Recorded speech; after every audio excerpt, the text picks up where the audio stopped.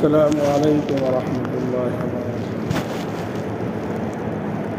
بسم اللہ الرحمن الرحیم، نحمده ونستعینه ونستغفره ونؤمن به ونتوکل علیہ ونعوذ باللہ من شرور انفسنا ومن سیئات اعمالنا، ومن يهده الله فلا مضل له ومن يضلله فلا هادي له، ونشهد أن لا إله إلا الله ونشهد أن سيدنا ومولانا محمدا عبده ورسوله، أرسله بالحق بشيرا ونذيرا بين يدي الساعة، ومن يطع الله ورسوله فقد رشد واهتدى، ومن يعصما فإنه لا يضر إلا نفسه ولا يضر الله شيئا۔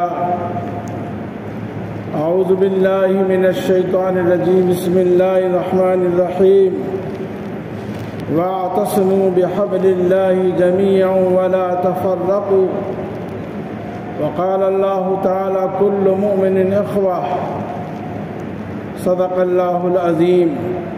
اللہم صل علی محمد وعلى آل محمد كما صلیت علی ابراہیم وعلى آل ابراہیم انک حمید مجید۔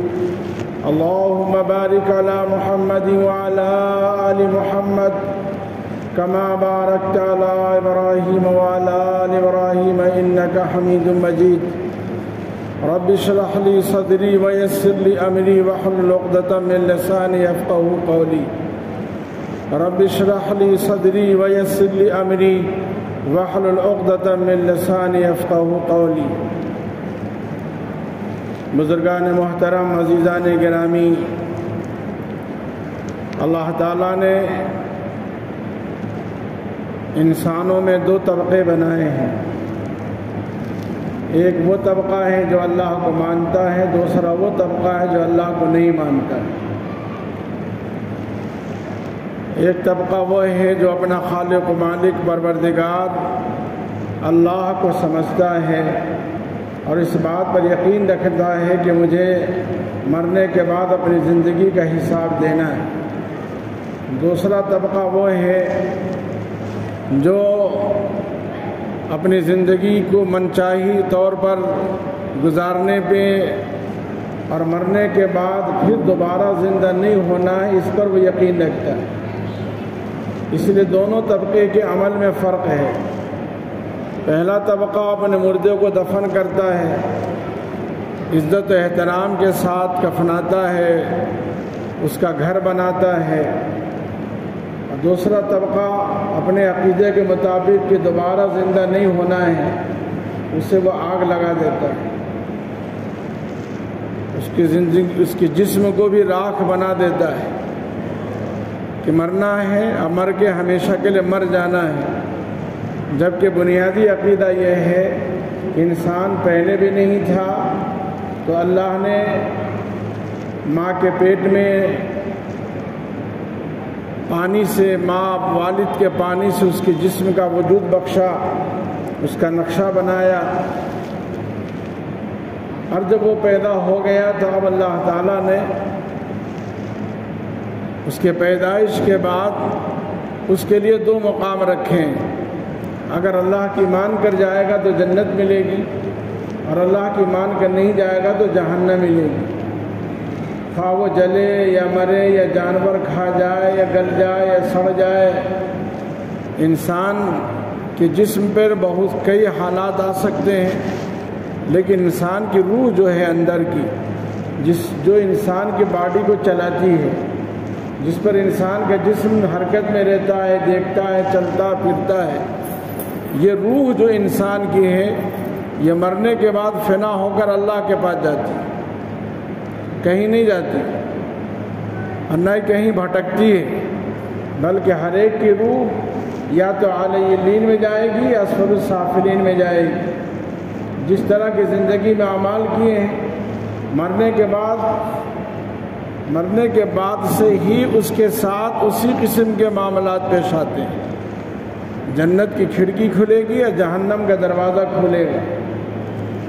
اللہ تعالیٰ نے اسی لیے دنیا میں انبیاء علیہ السلام کو بھیجا اس لیے کہ شیطان اس بات کی کوشش کرتا ہے کہ کوئی بھی انسان اللہ کو مان کر نہ جائے۔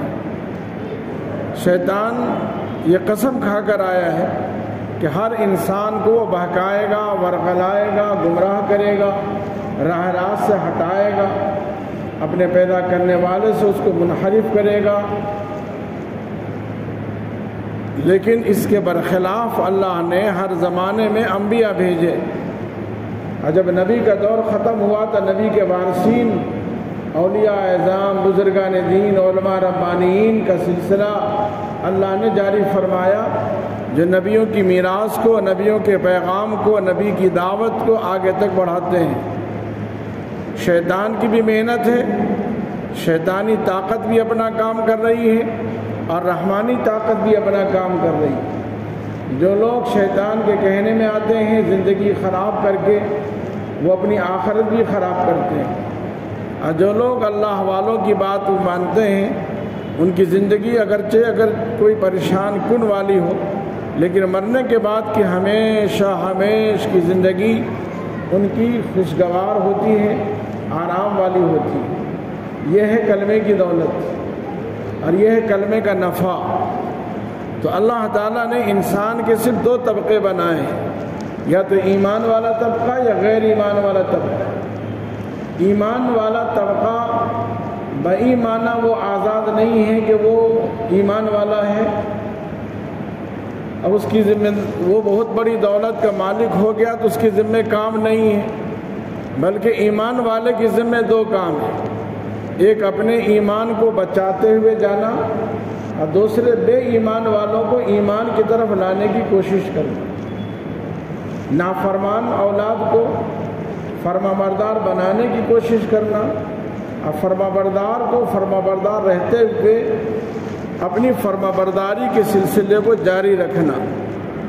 جس طرح کسی باپ کی کئی اولادیں ہوتی ہیں، بعض اولادیں بڑی فرما بردار ہوتی ہیں، دل کا سکون، دل کا ٹکڑا ہوتی ہیں، نور نظر ہوتی ہیں، اور بعض اولاد ماں باپ کے لیے انتہا درجہ ذلت کے ذریعہ، بدنامی کا ذریعہ ہوتی ہیں۔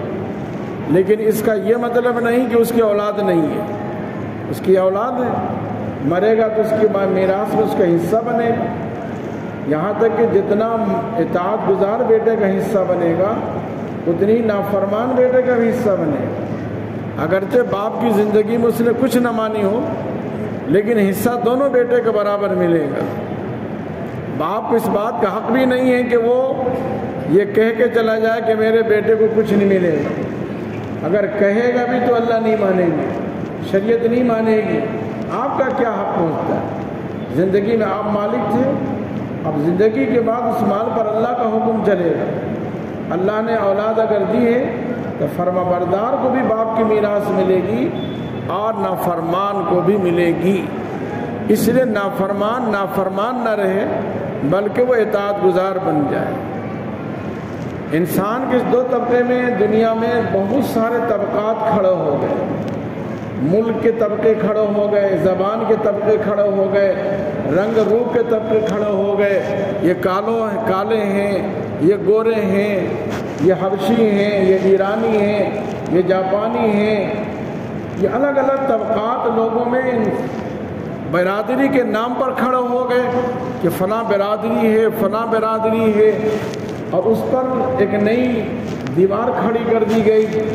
حالانکہ اللہ تعالیٰ نے انسانوں کے صرف دو طبقے بنائے، ایک ایمان والا اور غیر ایمان والا۔ جتنے ایمان والے ہیں وہ خواہ کالے ہوں یا گورے ہوں، اجمی ہوں یا عربی ہوں، شہری ہو یا دیہاتی ہوں، سندھی ہوں یا گجراتی ہوں، مراٹھی ہوں، کوئی بھی ہوں، وہ سب اللہ کے بندے، نبی کی امت، کلمے کے شریک بھائی ہیں۔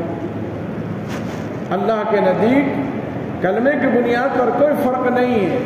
البتہ برادریوں کو اللہ تعالیٰ نے ایک پہچان کے لیے بنایا ہے، اپنا تعارف کرانے کے لیے بنایا ہے، عزت اور اکرام کے لیے نہیں بنایا ہے۔ عزت و اکرام تو عمل اور اعمال کی بنیاد پر ہے۔ ان اکرمکم عند اللہ اتقاکم، اللہ کے نزدیک سب سے بڑا وہ ہے جو اللہ سے سب سے زیادہ ڈرتا ہو۔ اگر کوئی نبی کی خاندان والا انسان بھی سید آل رسول بھی نافرمان ہو تو نافرمان ہے، عزت والا نہیں ہے۔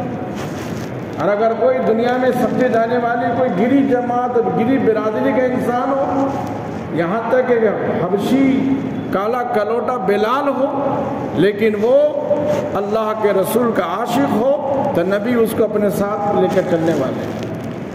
اللہ کے نزدیک، نبی کے نزدیک برادری تفقق کا ذریعہ نہیں ہے بلکہ پہچان کا ایک ذریعہ ہے۔ قرآن مجید میں اللہ نے اسی کر فرمایا شعوب و قبائل لتعارفوا، ہم نے تم کو خاندان برادری قبیلوں میں جو بانٹا ہے اس کا مسئلہ صرف تعارف ہے، پہچان ہے، برتری نہیں ہے، برتری نہیں ہے۔ تو اصل بنیاد ہے کلمہ۔ دنیا والوں نے کلمے کی بنیاد پر بھی کئی جماعتیں بنا ڈالی، ان جماعتوں میں کئی جماعتیں ایسی ہیں جن میں کلمے کی بنیاد پر بڑا انتشار، بڑا اختلاف، یہاں تک کہ آپس میں اتنی جنگیں، اتنی لڑائیاں کہ جیسے کہ کفر اور مشرک اور مومن کے درمیان جنگیں ہوتی ہیں۔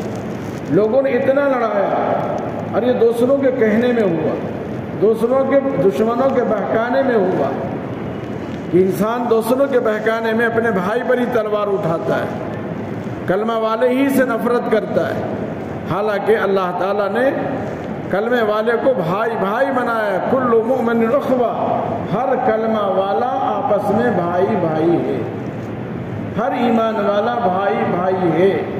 تم سب آدم کی اولاد ہو اور آدم مٹی سے ہیں، تم سب آدم کی اولاد ہو اور آدم مٹی سے ہے۔ مٹی کئی کلر کی ہوتی ہے، جتنی کلر کی مٹی ہوگی اتنی کلر کے انسان ہوں گے۔ جب مٹی سے ہم بنے ہیں تو مٹی والے آپس میں کیوں لڑیں گے؟ مٹی میں تو اللہ نے خاکساری ڈالی ہے، تواضع ڈالی ہے، آگ میں ہے بلندی، آگ میں ہے ترشی، آگ میں ہے گرمی، لیکن مٹی میں تو اللہ نے شروع سے خاکساری ڈالی ہے۔ کتنی اوپر مٹی کا ڈھیلا پھینکا جائے وہ بالآخر اوپر سے نیچے ہی آئے گا، اوپر نہیں جائے گا، اور آگ کتنی نیچے سے جلائی جائے وہ اوپر ہی جائے گی۔ تو شیطان کی فطرت میں آگ ہے، کیونکہ شیاطین آگ سے پیدا کیے گئے ہیں اور انسان مٹی سے پیدا کیا گیا ہے۔ تو اللہ نے انسان کی فطرت میں جھکاؤ رکھا ہے، تواضع رکھا ہے، معافی کا جذبہ رکھا ہے، مودت رکھی ہے، محبت رکھی ہے۔ اور شیاطین کے اندر، ابلیس کے اولادوں میں انتشار رکھا ہے، خلفشار رکھا ہے، جھگڑا اور فساد رکھا ہے، غرور اور تکبر رکھا ہے، چونکہ وہ آگ سے پیدا ہے، آگ بھڑکتی ہے، بلند ہوتی ہے، جلاتی ہے۔ تو یہ فرق ہے دونوں میں، جنات کی اولاد اور انسان کی اولاد میں۔ تو اللہ تعالیٰ نے جتنی مخلوق بنائی ان میں سب سے محترم مقدس مخلوق انسان کو بنایا، فرشتوں کو بھی نہیں بنایا، جنات کو بھی نہیں بنایا۔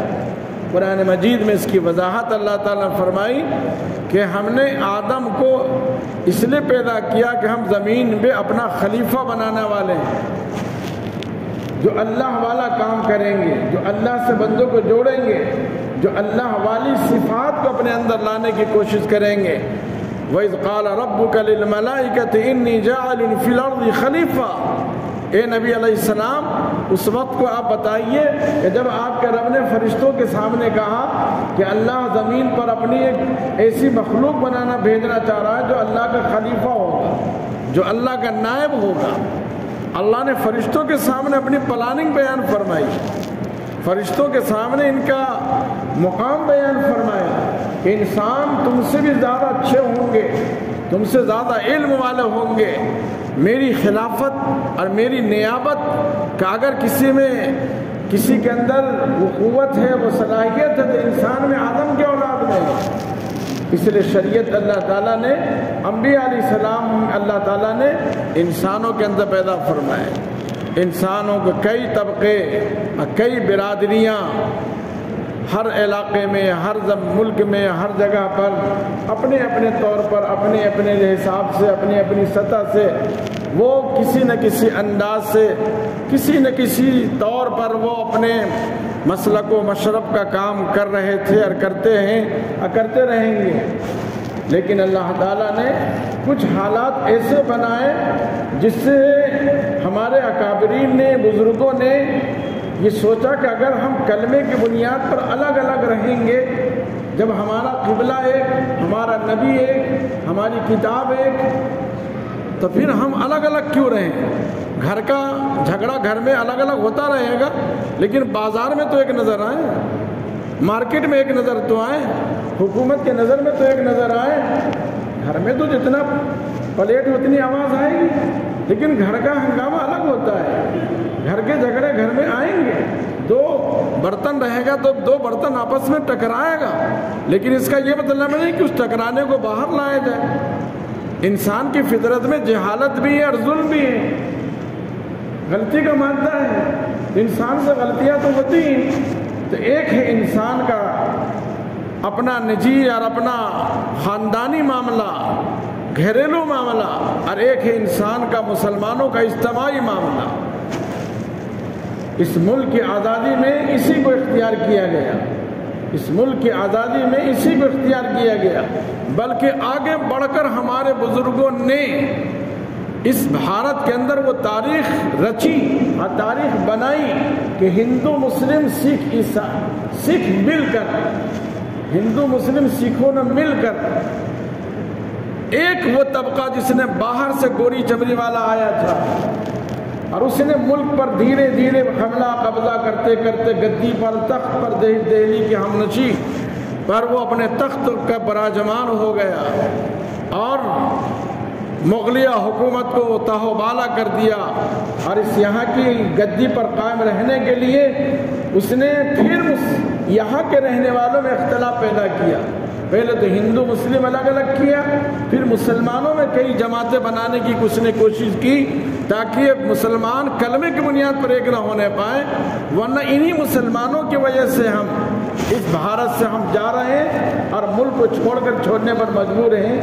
ہندوستان کی تاریخ مطالعہ کرنے والے پڑھیں، اس وقت جہاں مسلمانوں نے قربانی دی، اسی میں قربانی کو دیکھ کر بعد میں غیر مسلم بھی جڑ گئے اور انہوں نے بھی کندھے سے کندھا ملا کر خوب قربانیاں دی، یہاں تک کہ انگریز اس ملک کو چھوڑنے پر مجبور ہو گیا، اس ملک کو چھوڑنے پر مجبور ہو گیا، اور پھر یہاں پر جمہوری نظام یہاں قائم ہوا۔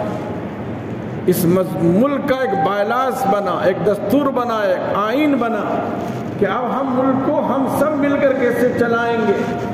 تو ملک کے دو قوانین بنے، ایک وہ جس میں شریعت ہر ایک کی مذہبی آستھا کا پورا خیال رکھا جائے گا، جو چیز مذہبی ہیں، جو قرآن و حدیث سے متعلق ہے، اس میں کسی بھی مذہب اور عقیدے والے کے لیے کوئی خلاف معاملہ نہیں برتا جائے گا، اور ایک وہ معاملہ جو دیوانی ہے، فوجداری ہے، اس میں ملک کا ایک قانون بنایا گیا، ملی طور پر، آئلی طور پر، خاندانی مسل اور مذہب کی بنیاد جن اصول پر قائم ہے کہ اس میں کوئی دوسری مداخلت نہیں ہو سکتی، اس کا نام اس دستور میں رکھا گیا شریعت ایکٹ۔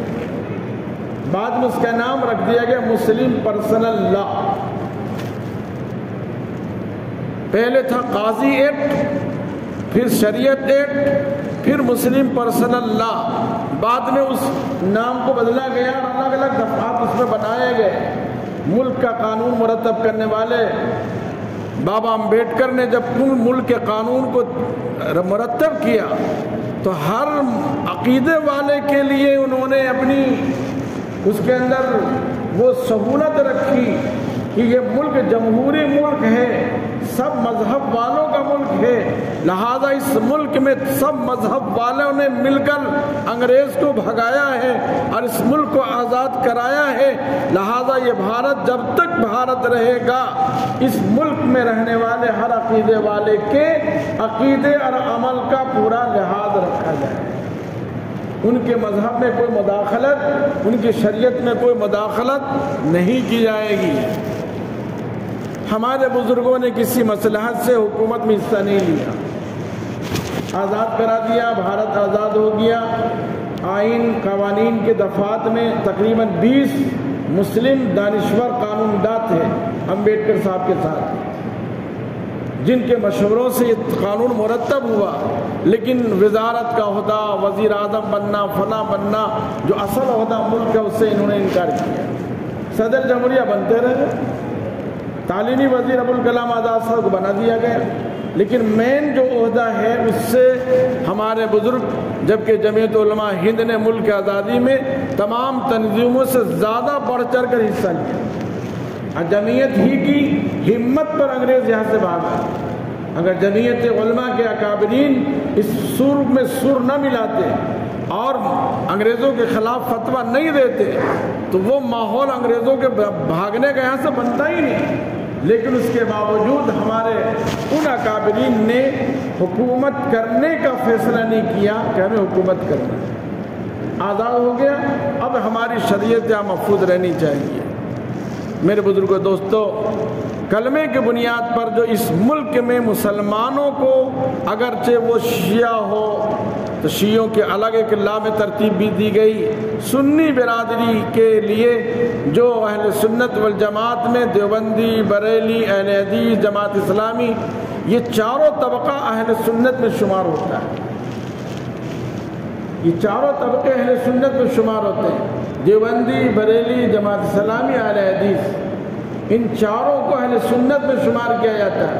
اگرچہ آج کل کے اہل حدیث اپنے آپ کو اہل سنت سے خارج سمجھتے ہیں، وہ کہتے ہیں اہل سنت نہیں، اس لیے اہل سنت کے آگے لکھا والجماعت، اور جماعت کہتے ہیں صحابہ کو مقدس سمجھنا، تو وہ صحابہ کو مقدس نہیں سمجھتے۔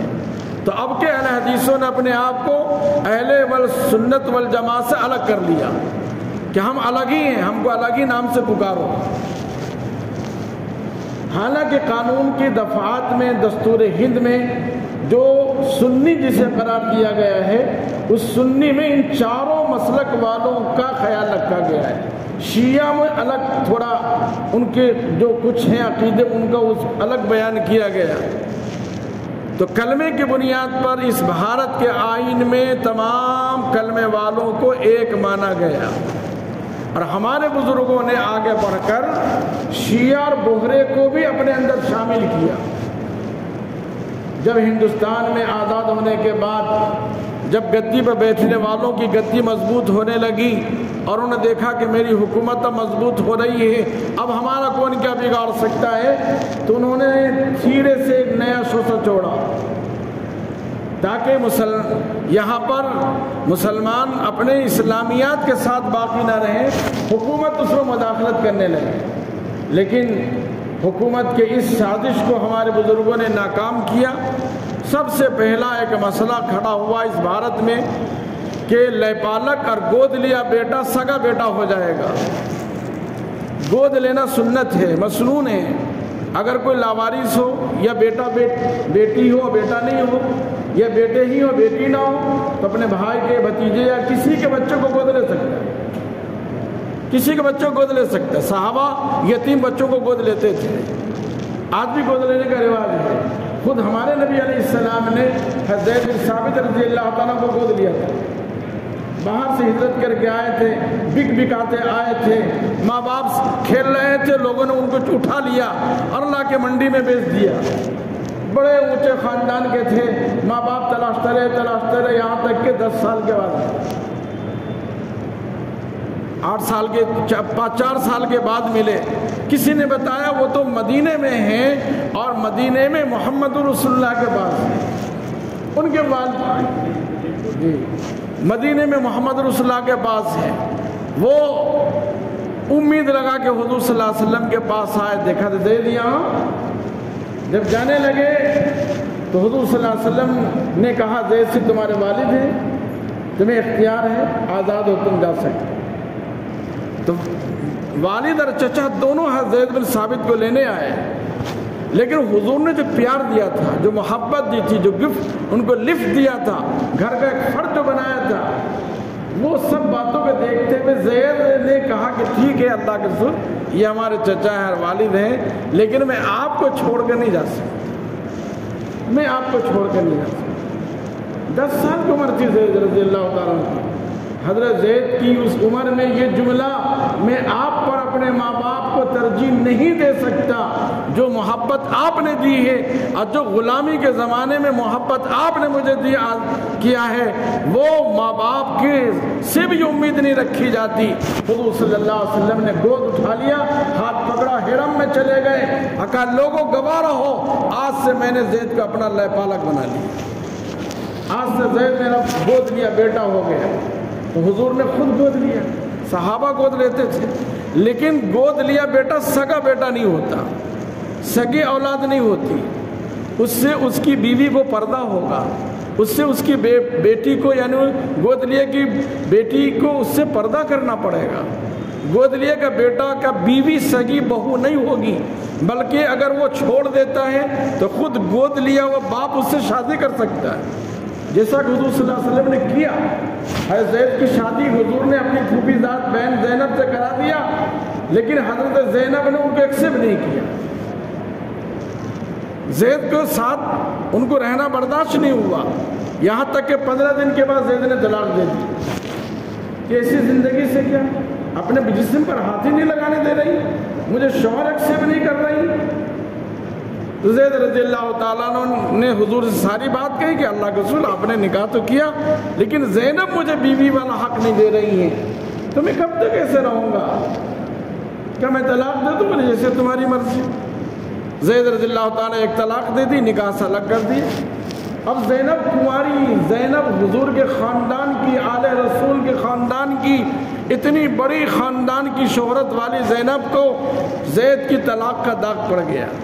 تو حضور صلی اللہ علیہ وسلم نے سوچا کہ زینب کا نکاح میں نے ہی کروایا تھا، طلاق کا داغ میری وجہ سے پڑا ہے، تو میں ہی اس سے نکاح کر لوں تاکہ اس کی دل بستگی ہو جائے۔ لیکن ماحول مدینے میں لوگ کیا کہیں گے کہ محمد نے اپنے بہو سے شادی کر لی، اپنے گودلے بیٹے کے بیوی سے شادی کر لی، لہذا حضور چاہ کر بھی زینب سے اپنے رشتے کو ہائی لائٹ نہیں کر سکے کہ میں زینب سے نکاح کرنا چاہتا ہوں۔ عدت گزری، طلاق کی، اللہ نے آسمان سے آیت نازل فرما دی، اے نبی صلی اللہ علیہ وسلم میں نے آپ کا نکاح زینب سے کر دیا۔ اب جھگڑا ختم کہ نکاح خود اللہ نے کر کے ہاتھ اتار دیے۔ تو معلوم ہوا کہ گود لیا بیٹے کی بہو گود لیے کہ سگی بہو کی طرح نہیں ہوگی، کئی مسائل اس میں خراب ہیں، لیکن سپریم کورٹ نے 1972-71 کے اندر ایک فیصلہ دے دیا کہ گود لیا بیٹا سگے بیٹے کی طرح ہوگا۔ ہمارے مسلم اکابرین اس کے لیے پریشان ہو گئے کہ یہ تو ہماری شریعت میں مداخلت، قانون کو بگاڑا جا رہا ہے، سپریم کورٹ کا فیصلہ یہ تو بڑا نافذ ہو جائے گا۔ ملک گیر احتجاج کیا گیا اور الحمدللہ اکابرین کے قربانی پر حکومت نے اس فیصلے کو واپس کیا کہ اس فیصلے سے مسلمان الگ ہیں، یہ فیصلہ مسلمانوں پر نافذ نہیں ہوگا، دوسرے پر نافذ ہو جائے گا۔ تو جب بزرگوں نے دیکھا کہ ہماری شریعت میں مداخلت ہو رہی ہے، اس وقت ہمارے اکابرین نے ایک کمیٹی بنائی، ایک ادارہ قائم کیا جس کا نام رکھا all India Muslim personal law board. اس سن 1972 کی بات۔ اس وقت سے یہ ادارہ اسی طرح کے کام جو انڈیا میں ہو رہا ہے، اس کی کیس لڑنا، حکومت سے مطالبہ کرنا، اپنی باتیں منوانا، کئی اس کے اندر تفاصیل ہیں جو جمعہ کے اس مختصر وقت میں ناممکن ہے کہنا۔ صرف اتنی بات آپ سے کہنا ہے کہ all India Muslim personal law board, جس میں کلمے کی بنیاد پر دیوبندی، بریلی، شیعہ، سنی، بہرا، یہ چاروں طبقات اس کے اندر داخل ہیں اور اس کے ممبران ہیں۔ کلمے کی بنیاد پر یہ بورڈ قائم ہے اور اس بورڈ کا کام صرف انڈیا میں شریعت کا تحفظ کرنا، قانون، حکومت ہمارے خلاف کوئی قانون نہ بنانے پائے، اگر بنا دے تو ہم اس کے خلاف احتجاج کریں، جیسے کہ آپ کے شہر کا مسئلہ شاہبانوں کا بنا، مشہور واقعہ شاہبانوں اندور کی رہنے والی، ان کے شوہر وکیل صاحب نے بڑھاپے میں طلاق دی تو سپریم کورٹ تک کیس گیا اور سپریم کورٹ نے فیصلہ دے دیا کہ جب تک شاہبانو زندہ رہے گی خرچہ دینا پڑے گا۔ یہ فیصلہ غلط تھا، شریعت کے خلاف طلاق کے بعد بیوی صرف 3 مہینے تک کا خرچ لے سکتی ہے عدت کے زمانے کا، اس کے بعد کا خرچہ بیٹے کے ذمے، اس کے بعد کا خرچہ باپ کے ذمے، کوئی نہ ہو تو بیت المال کے ذمے، عام مسلمانوں کے ذمے۔ شوہر پر یہ خرچہ ڈالنا اسلام نہیں کہتا، بلکہ اس عورت کو پورے سماج کا بڑا بنا کر پیش کرتا ہے۔ لہذا آل انڈیا مسلم پرسنل لا بورڈ اس طرح کے مقدمات لڑتا ہے۔ خوش نصیبی کی بات ہے کہ یہی بورڈ جو پورے ہندوستان میں ایک بڑا وقار متحدہ تنظیم اور مسلمانوں کی شان کی تنظیم ہے، اس کا اجلاس 3 اور 4 جون کو چوپاٹی مدرسہ اندور میں ہونے والا ہے۔ 4 جون کو مغرب سے کے بعد اس کا اجلاس عام ہوگا۔ 2 دن پہلے اکابرین آئیں گے، نئے صدر کا انتخاب ہوگا، 5ویں صدر کا انتقال، 4تھے صدر کا انتقال ہو گیا۔ حضرت ماراب حسنی صاحب ندوی ندوۃ العلماء کے ناظم تھے، جن کا رمضان میں انتقال ہو گیا، تو صدر کا انتخاب بھی ہے اور دیگر ممبران کی بھی چنے جائیں گے۔ اس معنی پرسنل لا بورڈ پورے ہندوستان کو چھوڑ کر اندور کو انہوں نے منتخب کیا اس کام کے لیے، کہ ہم سب کے لیے بڑی خوش نصیبی کی بات ہے۔ اس کا اجلاس عام جو 4 جون کو ہوگا مغرب بعد سے، اس میں بڑی تعداد اندور سے مسلمانوں کی جانی چاہیے، تقریباً 50,000 اندور سے جائیں۔ آزاد نگر سے کم 10 بس ہونی چاہیے، ہر مسجد سے ایک بس، ہر محلے سے ایک بس۔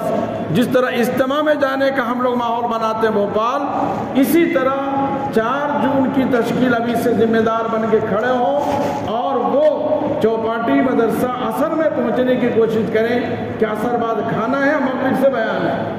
اس میں آپ حضرات اس ملی بیداری، ملی تقاضے پر کو پورا کرنے کے لیے اپنے اندر ماحول بنائیں۔ اب صرف ہفتہ 10 دن رہ گیا ہے۔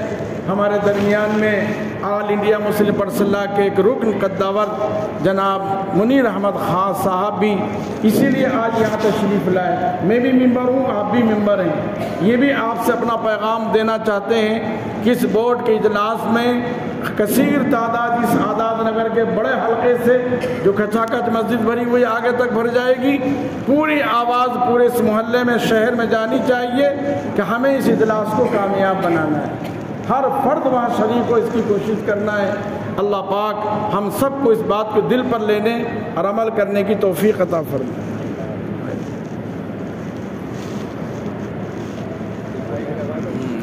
آ جائیے۔